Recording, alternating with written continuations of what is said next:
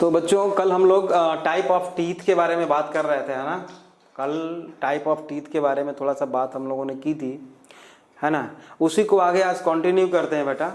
अब type of teeth में अगला है हमारा topic type of teeth on the basis of occurrence. On the basis of occurrence, है ना, टीथ की टाइप। तो इसमें बेटा पहला है या तो टीथ जो है मोनोफायोडोंट या डायफायोडोंट या पॉलीफायोडोंट हो सकता है। क्या बोला मैंने? टीथ या तो मोनोफायोडोंट हो सकता है या डायफायोडोंट हो सकता है या पॉलीफायोडोंट हो सकता है। On the basis of occurrence का मतलब है बेटा कि जॉ सॉकेट है, एक टीथ एक बार पहले फर्स्ट टाइम अराइज हुई वहां से, जिसको हम इरप्शन बोलते हैं बेटा। तो अगर वो रिप्लेस होती है दूसरे टीथ से बेटा, तो उसको हम क्या बोलेंगे? डायफायोडोंट। मतलब कि दो बार इन होल लाइफ में बेटा दो बार अराइज हुआ टीथ, तो उसको हम डायफायोडोंट बोलेंगे। और एक दांत निकला, वो होल लाइफ टाइम वही पड़ा हुआ है, उसको बोलेंगे मोनोफायोडोंट। मोनोफायोडोंट जैसे हमारे में देखो बेटा, बिल्कुल लास्ट वाला जो मोलर टीथ है और उसके पहले प्री मोलर टीथ है, इसमें भी कुछ ऐसे टीथ होते हैं जो कुछ होते हैं मोनोफायोडोंट, कुछ होते हैं डायफायोडोंट। लेकिन अभी उसको हम फिर से दोबारा पढ़ेंगे। लेकिन जो सबसे लास्ट वाला टीथ एक विजडम टीथ होता है, आप लोगों ने नाम सुना होगा, उसको अभी हम पढ़ेंगे। वो पूरे लाइफ में बेटा एक ही बार निकलता है, वो रिप्लेस नहीं होता दोबारा। अगर उसको तोड़ के निकाल दिया जाए तो फिर से वहां पे दूसरा टीथ नहीं आ सकता बेटा। तो जब एक ही बार एराइज होता है, eruption in once in whole life, तो उसको हम बोलेंगे मोनोफायोडोंट। इरप्शन ट्वाइस, तो उसको बोलेंगे डायफायोडोंट। पॉलीफायोडोंट मतलब मेनी टाइम्स, कई बार दांत टूटते रहते हैं, निकलते रहते हैं, उसको हम बोलेंगे पॉलीफायोडोंट। ठीक है, पॉलीफायोडोंट। जैसे कि इसका एग्जाम्पल आप चाहो तो लिख सकते हो, इसका एग्जाम्पल लिख सकते हो शार्क, और इसका एग्जाम्पल में आप ह्यूमन लिख सकते हो, इसमें भी आप ह्यूमन लिख सकते हो। अब ह्यूमन के कौन से टीथ, कौन से और कितने टीथ मोनोफायोडोंट होते हैं, कौन से और कितने डायफायोडोंट होते हैं, वो हम देखने वाले हैं, आज देखेंगे अभी। ठीक बात है। अब है बेटा type of teeth on the basis of shape, है ना। Type of teeth on the basis of shape, shape के बेसिस पे टीथ की टाइप, ये भी आप जानते हो पहले से। वैसे मैं लिख देता हूं बेटा, है ना। दो हो सकती है। हेटेरोडोंट तो आप जानते हो, हेटेरोडोंट। हेटेरोडोंट अभी हमने इसके पहले थोड़ी देर पहले पढ़ा था। और दूसरा है मोनोडोंट, सॉरी होमोडोंट। होमो का उल्टा होमो, हेटेरो का उल्टा होमो, तो होमोडोंट। होमोडोंट का मतलब क्या है? सारे के सारे टीथ जितने भी हैं सारे सिमिलर शेप एंड साइज के होंगे, तो उसको हम होमोडोंट बोलते हैं। अच्छा, हेटेरोडोंट। हेटेरोडोंट मतलब different in shape and size, तो उसको बोलेंगे हेटेरोडोंट। होमोडोंट समझ गए आप किसको बोलते हैं? जब सारे टीथ एक ही जैसे हों। हेटेरोडोंट जब डिफरेंट उनका शेप और साइज हो। ठीक बात है। अब हेटेरोडोंट में बेटा पहला है, आप 10th में पढ़े हो, पहला है इन सीजर्स। दूसरा होता है बेटा केनाइन्स, ह्यूमन की बात कर रहे हैं हम। तीसरा होता है बेटा प्रीमोलर, और चौथा होता है बेटा मोलर। ये इनसीजर और केनाइन किस लिए होते हैं बेटा? फॉर कटिंग फूड को काटने के लिए होते हैं। इंसिजर और कैनाइन का फंक्शन क्या होता है? फूड को काटना। और प्री मोलर का काम क्या होता है बेटा? प्री मोलर का काम क्या होता है? चीविंग होता है ना, चीविंग होता है इसका, या मिक्सिंग ऑफ फूड बोल सकते हो आप। तो प्री मोलर और मोलर को बेटा हम, प्री मोलर और मोलर को हम चिक टीथ भी बोलते हैं, चिक टीथ भी हम इसको बोलते हैं, प्री मोलर और मोलर को। ये फूड को मिक्स करने में हेल्प करता है, चेविंग में हेल्प करता है, प्री मोलर एंड मोलर, है ना। फॉर क्रशिंग ऑफ फूड भी लिख सकते हो, फॉर क्रशिंग ऑफ फूड, ठीक है। अब है इसके बाद बेटा मिल्क टीथ किसको बोलते हैं और परमानेंट टीथ किसको बोलते हैं वो देख लेते हैं। ये तो समझ में आ गया, वेरी सिंपल है, बहुत आसान है, इसमें कुछ भी ज़्यादा दिमाग लगाने की ज़रूरत ही नहीं है ना। ये सारी चीज़ें समझ में आ जाएंगी, अभी और अच्छी तरह समझ में आ जाएंगी, ठीक बात है। अब हम मिल्क टीथ देखते हैं, dental formula of milk teeth. Milk teeth, milk teeth कितने होते हैं और उनका फॉर्मूला क्या होता है? हाँ, मिल्क टीथ बेटा होते हैं टोटल 20 बच्चों में। जो फर्स्ट टाइम अराइज होते हैं वो मिल्क टीथ होते हैं। अब ये मान लो लोअर जॉ है, ये है लोअर जॉ, मैंने लोअर जॉ बनाया हुआ है, निचला जबड़ा, मैंडिबल, मैंडिबल मैंने बनाया है। और ये है बेटा अपर जॉ, बच्चे का है, बच्चे का, छोटे बच्चे का, ठीक है, ऐसा है, ठीक।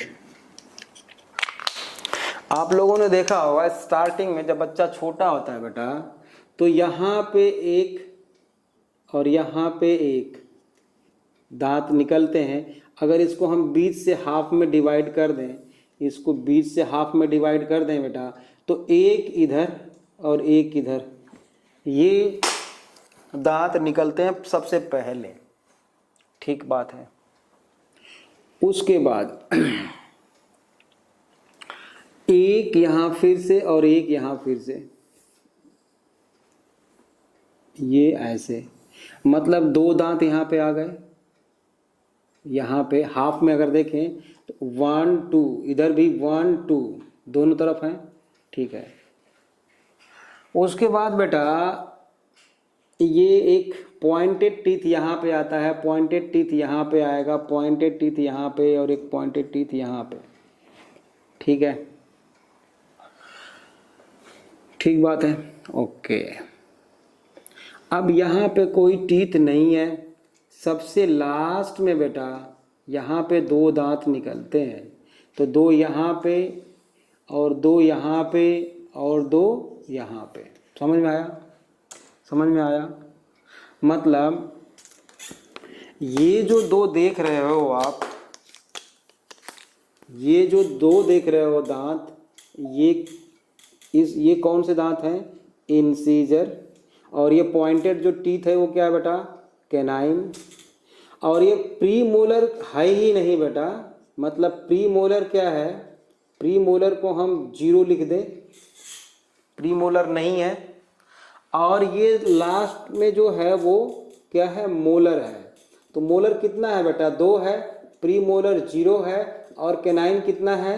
1 है, और इंसिजर कितना है बेटा? 2 है। तो देखो 2 1 0 2, तो इधर भी है 2 1 0 2, ठीक है, इधर भी क्या है? 2 1 0 2 है, और इधर भी 2 1 0 2 है। तो अब अगर हम मिल्क टीथ फॉर्मूला लिखना चाहें बेटा तो कैसे लिखेंगे? 2 1 0 2, 2 1 0 2 डिवाइडेड बाई 2 1 0 2, या ऐसे करते हैं 2102 अपर जा, 2102 लोअर जा, मल्टीप्लाई बाई 2, हाफ का था ना ये, तो टोटल कितना हो जाएगा 20। अब आप ऐसे मत करना कि 2102 डिवाइडेड बाई 2102, तो ये कट के क्या हो गया 1 मल्टीप्लाई बाई 2 तो इज इक्वल टू 2 हो जाएगा। ऐसा नहीं है, ये 5 एक तरफ दांत है तो 5 इधर भी होंगे, 10 हो गए, और 5 इधर और 5 इधर 10, मतलब लोअर जा में 10 और अपर जा में 10, तो कितना हो गया टोटल 20 हो गए बेटा। तो ये मिल्क टीथ फॉर्मूला है ना। अगर मान लो कहीं लिखा हो बेटा मिल्क टीथ फॉर्मूला में 212 डिवाइडेड बाई 212, तो वो भी सही हो सकता है ना, दोनों में से एक ही लिखा होगा। क्यों? क्योंकि प्री मोलर की जगह होती ही नहीं है ना, जवा तो छोटा है बच्चा का, जबड़ा छोटा है बेटा, तो उसमें दांत निकलने की जगह ही नहीं है। बाद में जबड़ा बड़ा हो जाता है तो यहाँ पे गैप हो जाता है, उसी गैप में प्री मोलर टीथ अराइज होता है। तो एग्जैक्टली 2102 आपके बुक में दिया होगा मिल्क टीथ। अब एक चीज देखो, आपको ये समझ में आ गया होगा 2102 कैसे होता है और टोटल मिल्क टीथ होते हैं। अब ये सारे के सारे दांत टूट के निकल गए, हट गए, सारे टूटते हैं, ये तो दांत सारे टूट जाएंगे, रिप्लेस होंगे दूसरे टीथ से, है ना। तो हम बनाते हैं, अब यहाँ पे लिख देते हैं एडल्ट टीथ फार्मूला या permanent teeth formula. Adult teeth या टीथ फार्मूला या डेंटल फार्मूला, इसको डेंटल फार्मूला भी बोलते हैं, डेंटल फार्मूला। ठीक, अब देखना है, ये बेटा मैंने ध्यान से समझो, देखते रहो इधर, ये मैंने लोअर अपर जॉ और लोअर जॉ बना दिया, ठीक, बना दिया।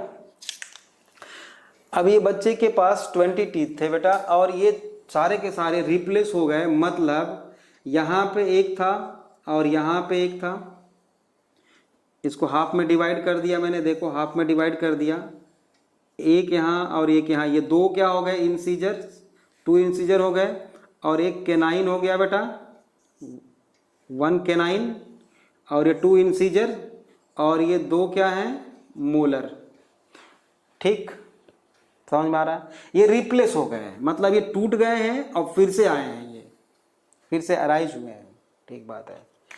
अब होगा क्या बेटा, ये जो इन कैनाइन और मोलर के बीच में जो गैप देख रहे हो, मतलब ये वाला, यहाँ पे 2 दांत निकल आते हैं, इनको हम बोलते हैं प्री मोलर, और यहाँ पे लास्ट में एक आफ्टर 18 ईयर्स एज में, या आफ्टर 20 ईयर्स, या अप टू 30 ईयर्स तक के बीच में बेटा कभी भी ये निकल सकता है, एक दांत निकलता है लास्ट मोलर, इसको लास्ट मोलर बोलते हैं, ठीक है, या इसी को हम बोलते हैं बेटा विजडम टीथ, विजडम टीथ, ठीक है, वेस्टिजियल टीथ है, इसका हमारे च्यूइंग में कोई हेल्प नहीं होता, पहले कभी था, रहा होगा, था विजडम टीथ। तो विजडम टीथ यहाँ पे आया बेटा, हाफ में हमने दिखाया है, तो यहाँ भी विजडम टीथ होगा, यहाँ भी विजडम टीथ होगा, और यहाँ भी विजडम टीथ होगा। ये लोअर जॉ है ये, और ये अपर जॉ है, ठीक है। तो टोटल विजडम टीथ कितने निकले? 4, ठीक है। और ये प्री मोलर हमने ब्लैक कलर से दिखाया हुआ है यहाँ पे बेटा, ये प्री मोलर हैं, ये प्री मोलर हैं, ये प्री मोलर हैं।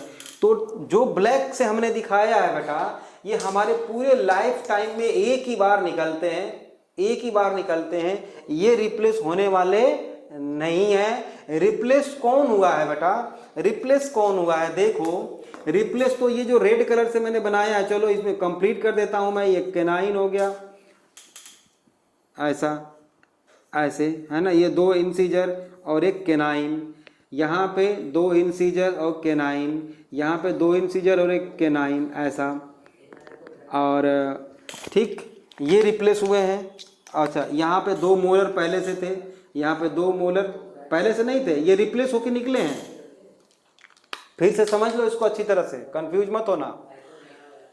20 दांत हमारे जो बचपन में निकालते हैं बेटा, वो टूट गए और टूट के फिर से निकल गए, जिसको हमने रेड कलर से दिखाया है। ठीक बात है। अब जो ब्लैक कलर से हमने दिखाया है बेटा, वो कितने हो गए टोटल देख लो, 12 हो गए। 2 2 4, एक तरफ गिन लो ना, 1 2 3, मतलब 2 प्री मोलर और 1 मोलर, 3 हो गए। 3 3 6, 3 9 और 3 12, मतलब 12 दांत केवल एक ही बार निकलते हैं। टूट जाने के बाद वो फिर से वापस नहीं एराइज होते बेटा। तो इस तरह से हम देखें अगर बेटा, तो जो रिप्लेस हुए हैं उन टीथ को हम क्या बोल सकते हैं, डायफाइडोंट बोल सकते हैं, क्योंकि एक बार टूट के दोबारा निकला। तो ये जो जितने भी रेड कलर से दिखाया हूं वो क्या है, डायफाइडोंट। मोनोफाइडोंट किसको बोल सकते हैं, मोनोफाइडोंट। ये 12 टीथ को हम मोनोफाइडोंट बोल सकते हैं। नाम भी आपको याद हो गया। चलो मैं लिख देता हूं, अगर नाम नहीं याद हुआ तो मैं लिख देता हूं। इन केस ऑफ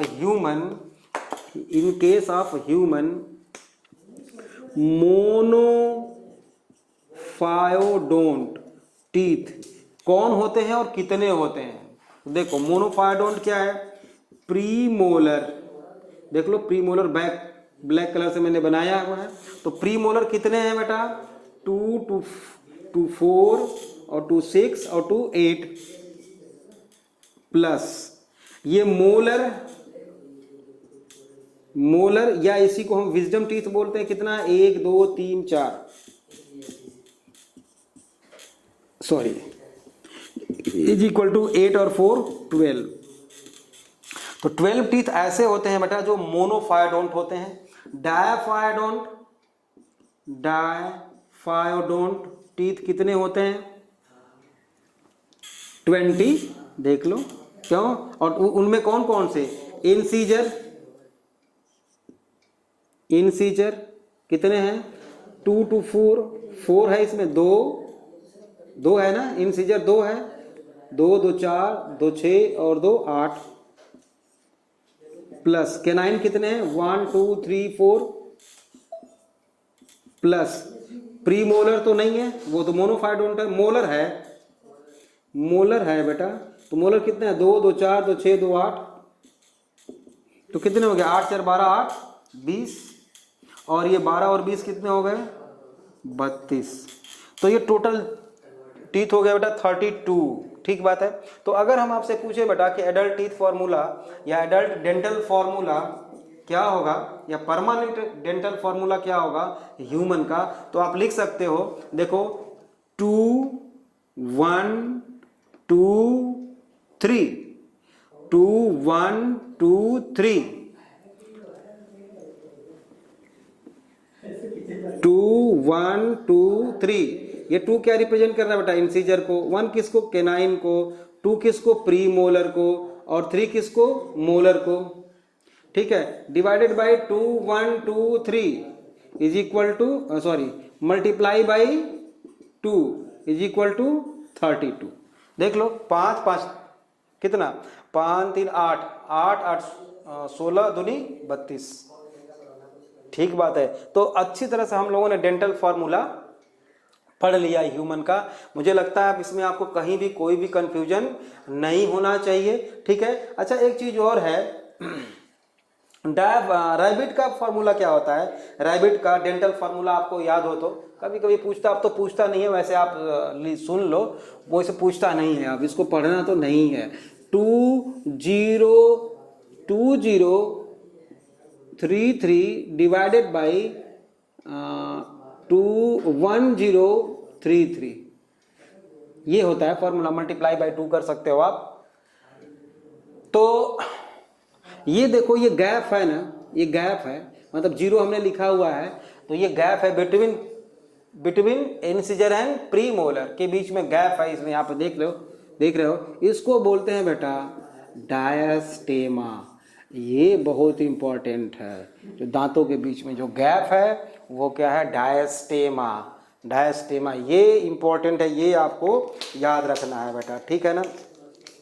अगर हम आपसे पूछें बेटा कि मोनोफायोडोंट का डेंटल फार्मूला लिखो, ह्यूमन में मोनोफायोडोंट का डेंटल फार्मूला आपको लिखना है, तो आप क्या लिखोगे?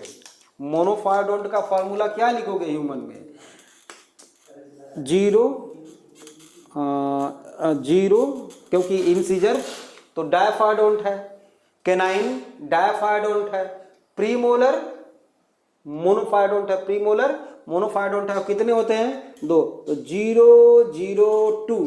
और विजडम टीथ में 3 तो होते हैं, लेकिन लास्ट वाला क्या है? वो डायफायोडोंट है बेटा, उसके पहले वाला डायफायोडोंट है, बाद वाला जो सबसे लास्ट मोलर है वो है मोनोफायोडोंट, मतलब 0 0 2 1 divided by 0 0 2 1। This is formula of मोनोफायोडोंट in case of human being. तो मुझे लगता है आपको सारी बात समझ में आ गई होगी, अच्छी तरह से आ गई होगी बेटा। अब एक और चीज है इसमें, हेडिंग 2, कार्नासियल टीथ। ये क्या चीज है, इसको थोड़ा सा हम लोग देख लेते हैं, ये भी बहुत इंपॉर्टेंट है बेटा।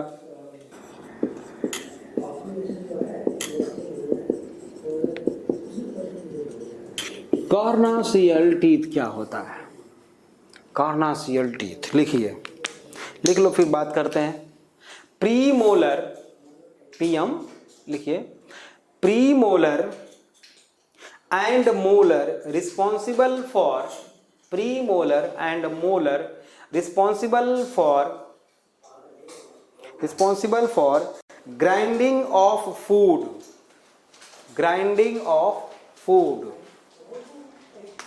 premolar and molar are responsible for grinding of food, but in case of carnivores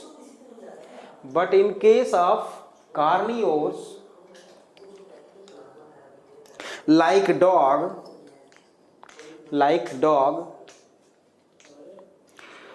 the molars are modified like canine, called carnassial teeth। मुझे लगता है समझ में आ गया आपको। Carnassial teeth, comma, responsible for cutting off bone और flesh. मांस खाते हैं या हड्डियों को जो चबाते हैं वो, इसीलिए उनकी टीथ जो है मॉडिफाइड हो जाती है, जिसको हम बोलते हैं कार्नासियल टीथ। नेक्स्ट पॉइंट लिखिए, in human being eruption of milk teeth starts from, in case of human being,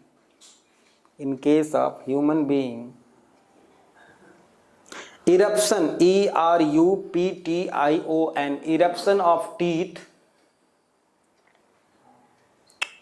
eruption of milk teeth लिखना है ना, eruption of milk teeth starts from 6 months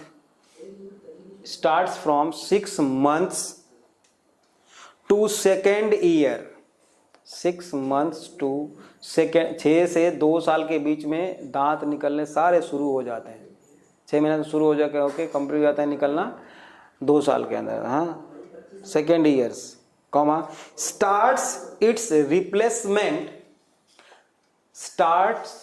its replacement from 6 to 12 years, 6 to 12 years, 6 से 12 साल के बीच में उनका replacement start हो जाता है बेटा, ठीक है। नेक्स्ट पॉइंट लिखिए, वी हैव 20 डायफायोडोंट, पहले भी हम लोग देख चुके हैं अभी। We have 20 diphyodont and how many monophyodont? 12। We have 20 diphyodont, comma, 12 monophyodont, comma, the last molar appears at the age of appears at the age of 18 to 20 years, 18 to 20 years, vestigial teeth called wisdom teeth, called wisdom teeth।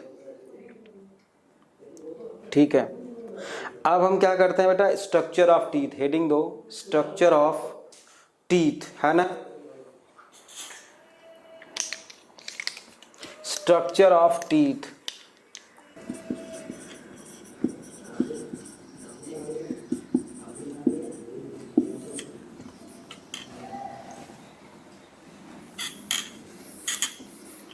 बेटा मान लो ये गम है मसूड़ा, ऐसा, ध्यान से देखते रहो, आसान हो जाएगा, है ना। ये गम है और यहाँ पर ऐसे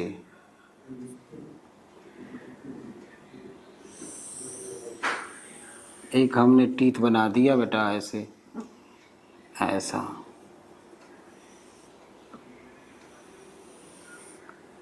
ऐसा। तो किसी भी टीथ का बेटा 3 पार्ट होता है, जो गम के ऊपर है, अबव द गम, इसको हम बोलते हैं बेटा क्राउन,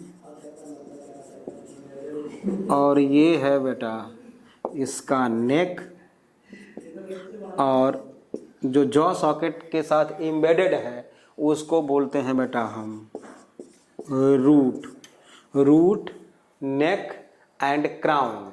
ये 3 मेन पार्ट किसका है बेटा, टीथ का, ठीक बात है। अच्छा, इसमें देखो बेटा सबसे पहले बाहर बाहर जो हमें दिखाई देता है बेटा, ये जो हमें दिखाई दे रहा है बच्चों, ये हमारे बॉडी का सबसे हार्डेस्ट पार्ट होता है, आपने सुना होगा हार्डेस्ट पार्ट, और ये है बेटा कलरलेस, है ना, ये है कलरलेस पार्ट, सबसे बाहर, outer most layer of teeth, outer most layer of teeth, colourless, इसको बोलते हैं बेटा हम इनामेल। क्या बोलते हैं, इनामेल। लिख लेना, hardest part of human body, सबसे मजबूत, ठीक। रोज ब्रश से घिसाई होती है लेकिन फिर भी बना रहता है बेटा, बहुत ज़्यादा नहीं घिसना चाहिए दांतों को, है ना। इनामेल, इस इनामेल को बनाता कौन है बेटे, कौन बनाता, कोई तो बनाएगा। इनामेल को प्रोड्यूस करने वाली कोई तो सेल्स होंगी, उनको बोलते हैं बेटा एमेलोब्लास्ट सेल्स। क्या बोलते हैं उसको, एमेलोब्लास्ट सेल्स।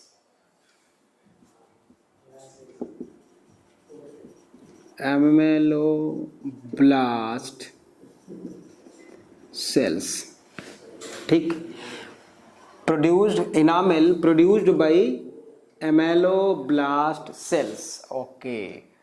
और ये इनामेल बना किसका होता है भाई, made by hydroxy apatite, made by hydroxy apatite, chemical compound है ये, केमिकल है बेटा हाइड्रोक्सी एपेटाइट, ठीक है।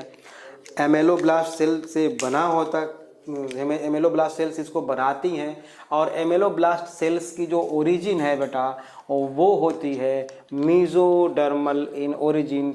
एम्स का ये खूब जो है फेवरेट क्वेश्चन हुआ करता था, एम्स का है, एम्स में ना, लेकिन अभी तो एम्स नहीं हो रहा है, क्या पता वहाँ भी नीट में भी पूछ ही दें।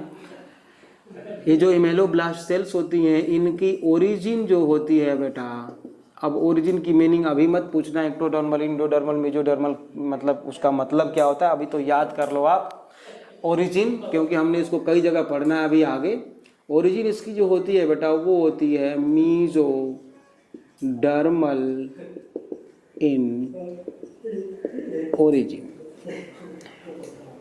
outermost layer of teeth is made by enamel and produced by emeloblast cells. The origin of ameloblast cells is mesodermal and enamel is actually made by hydroxy apatite. मुझे लगता है समझ में आपको ये बात आ चुकी है, ठीक बात है। ओके, अब ये जो आप देख रहे हो ऐसे,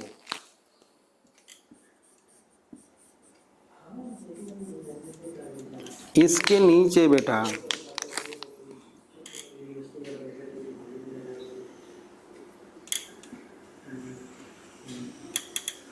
एक वाइट कलर मास, ऐसा, ये जो मैंने ब्लैक कलर से एक्चुअल में बनाया है, लेकिन ये वाइट कलर मास होता है जिसको हम बोलते हैं बेटा डेंटाइन। डेंटाइन है ना, वाइट कलर मास, चाहो तो लिख लो वाइट कलर मास डेंटाइन। इसको बनाने वाले कौन है? डेंटाइन को बनाने वाले कौन से होते हैं? Odontoblast cells. और जाहिर सी बात है कि ओडोंटोब्लास्ट सेल्स होंगी कहाँ? यहाँ पे जो लाइन मैंने बना रखी है बेटा, ये वाली जो लाइन यहीं पे होती हैं जो डेंटाइन को बनाती हैं। तो डेंटाइन जो होता है बेटा, इसको ओडोंटोब्लास्ट सेल्स बनाती हैं। कौन बनाती हैं? Odontoblast cells formed from odontoblast cells. और इसकी ओरिजिन जो होती है बेटा, origin of odontoblast cells are endodermal. Simple सी बात, दो चीज अभी आपको हमने बताई है। दांत का जो सबसे बाहरी वाला पार्ट होता है बेटा, उसको हम इनामेल बोलते हैं, जो बाहरी लेयर होती है। इनामेल को बनाने वाला कौन है? इमेलोब्लास्ट सेल्स होती हैं, बनाती हैं। इनकी ओरिजिन मेसोडर्मल है, आप अभी याद कर लो अभी के लिए। और ये एक्चुअली इनामेल होता क्या है? हाइड्रोक्सी एपेटाइट होता है। उसके नीचे बेटा just below the enamel layer को हम डेंटाइन बोलते हैं। डेंटाइन को बनाने वाली ओडोंटोब्लास्ट सेल्स होती हैं। इनकी ओरिजिन जो होती है बेटा वो इंडोडर्मल होती है, ठीक बात है। इनकी ओरिजिन क्या होती है? इंडोडर्मल, ठीक है। अब बेटा यहाँ पे आप देख लो, एक ये कैविटी है, इसको हम लोग, चलो इसी कैविटी को हम लोग पल्प कैविटी बोलते हैं। ये जो कैविटी देख रहे हो आप, इसी को क्या बोलते हैं? Pulp cavity. पल्प बोलेंगे, पल्प कैविटी। इस पल्प कैविटी में बेटा, इस पल्प कैविटी में बहुत सारे ब्लड वेसल्स, नर्व फाइबर सारे होते हैं, है ना। इसमें ब्लड वेसल्स ऐसे हम बना सकते हैं, नर्व फाइबर्स, मतलब पल्प कैविटी में क्या क्या होते हैं बेटा? Blood vessels plus nerve fibres, है ना। लिम्फ वेसल्स भी लिख सकते हो। मतलब अगर डीके होने लगा, अगर ये टीथ हमारा, तो यहाँ से अगर डीके होने लगा बेटा, कैविटी यहाँ से बननी शुरू हो गई, तो यहाँ तक आएगा कोई बात नहीं है, मतलब डेंटाइन तक आएगा तो कोई फर्क नहीं पड़ेगा। लेकिन जैसे ही डेंटाइन से नीचे आएगा, यहाँ पे नर्व फाइबर्स हैं, इसलिए जरा सा कुछ भी अगर गर्म ठंडा पानी आया तो सेंसिटिविटी यहाँ पे बहुत ज़्यादा है नर्व फाइबर्स के कारण। तो इसलिए अगर यहाँ तक डीके हो जाए, इसके पहले ही हमें ट्रीटमेंट करा लेना चाहिए। आजकल लोग क्या करते हैं, इसको ड्रिल करके और भर देते हैं। दूसरी चीज़, आपने रूट कैनाल में सुन रखा होगा कभी ना कभी, मतलब इन्फेक्शन अगर इसमें हो गया पल्प कैविटी में, तो डॉक्टर क्या करता है, चाहे साइड से, चाहे ऊपर से, चाहे इधर से, इसको ड्रिल करता है बेटा यहाँ तक, और यहाँ तक के नर्व फाइबर्स को क्या करता है, वो काट देता है। इसी ऑपरेशन को, छोटे से ऑपरेशन को हम बोलते हैं रूट कैनाल, है ना। रूट कैनाल करवाना मतलब इसकी रूट के नर्व फाइबर्स को ही काट देना, ब्लड वेसल्स को ही काट देना, ताकि सेंसिटिविटी बिल्कुल खत्म हो जाए। तो अभी तक हमने पढ़ा बेटा, तीन चीज पढ़ी हमने। आउटर मोस्ट लेयर इनेमल है, उसके बाद डेंटाइन है बेटा, उसके बाद पल्प कैविटी है जिसमें कि सारा ब्लड वेसल्स, नर्व फाइबर्स है। ये जो देख रहे हो नेक रीजन, ये गम है, ये गम है बेटा। और ये जो देख रहे हो आप, ये है सीमेंटम। ये क्या है बेटा? ये जो है इसको हम बोलते हैं बेटा सीमेंटम। सीमेंटम। और ये बोन, ये टीथ जिस बोन के अंदर है फिट है उसको बोलते हैं बेटा एल्वियोलर बोन, एल्वियोलर बोन, ठीक बात है। और ये सीमेंटम, एल्वियोलर बोन और सीमेंटम के बीच में जो ऐसे फाइबर लाइक स्ट्रक्चर्स हैं बेटा, इनको बोलते हैं हम लिगा ओडोंटम लिगामेंटम। क्या इसको क्या बोलते हैं बेटा, या पेरी ओडोंटल लिगामेंट, पेरी ओडंटल लिगामेंट बोलेंगे, ठीक है ना। ये हो गया सीमेंटम, ये सीमेंटम है बेटा, ये एल्वियोलर बोन है, दोनों के बीच में जो जोड़ रहा है वो पेरियोडंटल लिगामेंट है। पल्प आपको समझ में आ गया, रूट समझ में आ गया आपको। रूट में क्या क्या है, क्या क्या है रूट में, पल्प, पल्प कैविटी है, पल्प कैविटी में क्या है, ब्लड वेसल्स हैं, नर्व फाइबर्स हैं। ये बात समझ में आ गई होगी आपको अच्छी तरह, ठीक है। सीमेंटम है, गम आपको समझ में आ गया, रूट केनाल मैंने आपको बता दिया। अच्छा एक चीज है, जहां से ये टीथ नीचे एराइज हो रहा है ना, तो ये ओपनिंग है ना, इसको बोलेंगे बेटा फोरामेन। जहां भी हम वर्ड यूज करते हैं बेटा मतलब होल, फोरामेन, इसको हम बोलेंगे बेटा फोरामेन। और कौन सा फोरामेन है, ये एपाइकल फोरामेन है। ये है जो बेटा apical foramen is the place where blood vessels, nerve fibers enters within the pulp cavity। ये गम है, इसको हम गम लिख सकते हैं, ये गम है बेटा, ये यहाँ से लेके यहाँ तक गम है। क्राउन गम एंड रूट, या क्राउन नेक एंड रूट। तो रूट आपको समझ में आ गया, रूट केनाल समझ में आ गया आपको। ये पूरा पूरा पूरा क्या है, ये रूट है इसका, ठीक है। तो इसमें तो हमने एक रूट दिखाया है। ऐसे ही टीथ बेटा ऐसा हो सकता है, ऐसा हो सकता है, जैसे मान लो आपने ऐसा देखा है टीथ, ऐसा भी देखा होगा, ये देखो ये भी एक टीथ ऐसा भी हो सकता है। तो इसका पल्प जो है बेटा, पल्प कहाँ से होगा, यूं होगा पल्प इसका। और अच्छी तरह से थोड़ा सा बना देते हैं ताकि समझ में आ जाए। ये तो टीथ है बेटा ऐसा, तो इसके देखो दो रूट हैं बेटे, इसके क्या है, दो रूट हैं, दो रूट हैं। इधर से निकला हुआ है ये, और इधर से ये निकला हुआ है। ये जो है इसका पल्प हो सकता है बेटा, ऐसा पल्प हो सकता है। नर्व फाइबर्स, ब्लड वेसल्स यहाँ पे हो सकते हैं। तो इसके ऐसा टीथ है जिसके कि दो रूट हैं। ऐसा भी टीथ हो सकता है इस बेटा जिसमें कि तीन रूट हो, एक भी हो सकता है, दो भी हो सकता है, और तीन भी हो सकता है। आप सोच सकते हो कि किसमें एक रूट होगा, किसमें दो रूट और किसमें तीन रूट। लेकिन सोचने से नहीं होगा बेटा, इसको हमें याद रखना होगा। और याद करने के लिए एक ट्रिक है मेरे पास जो आप लोगों को मैं बताना चाहता हूँ कि number of roots in different type of teeth. तो हेडिंग दो बेटा, number of roots in different type of teeth. लिखो number of roots in different type of teeth. मैं याद करा देता हूं।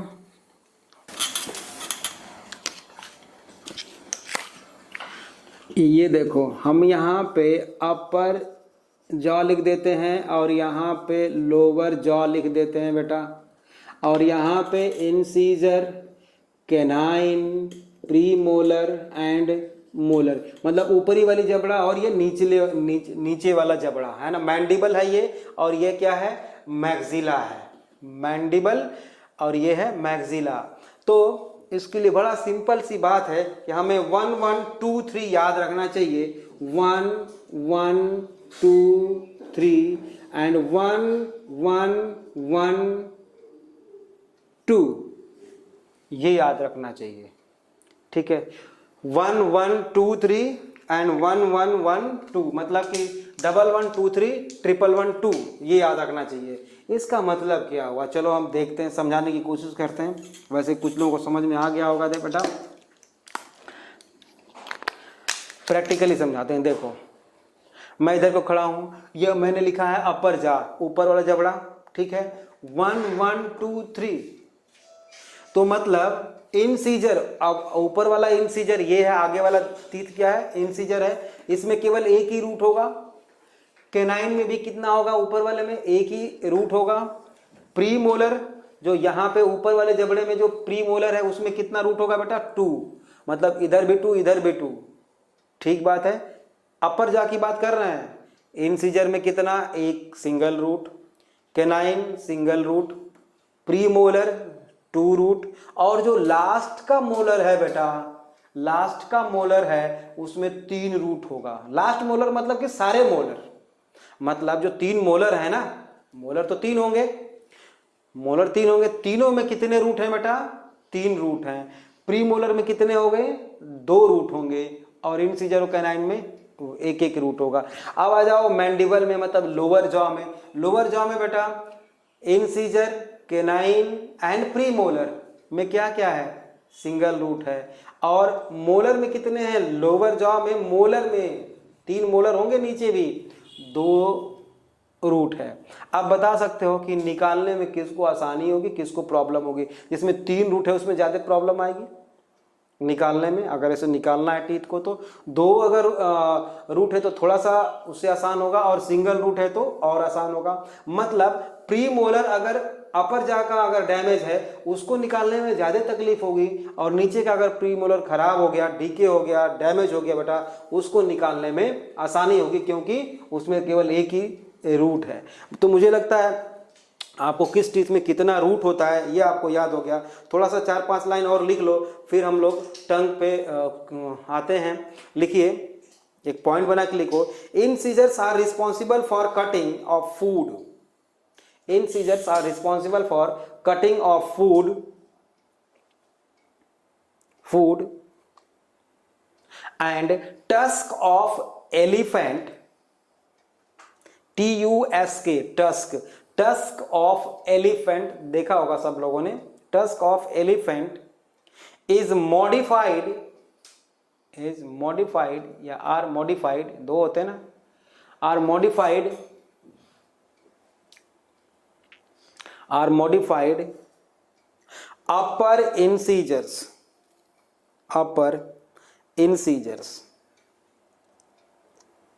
ठीक है, नेक्स्ट पॉइंट लिखिए, the canine is responsible for tearing, TEARING, tearing of flesh, मांस को फाड़ने के लिए।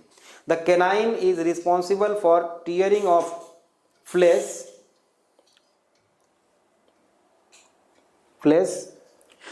well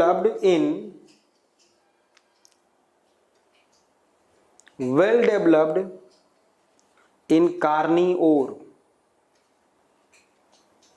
ठीक है, नेक्स्ट पॉइंट बहुत इंपॉर्टेंट लाइन है, याद रखना। सारे जो आपके क्वेश्चन संडे को पेपर होने वाले हैं ना, इसी में से आएंगे सारे जो मैं पढ़ा रहा हूं। नेक्स्ट पॉइंट लिखो, the space between 2 different type of teeth is called, the space between 2 different type of teeth is called diastema,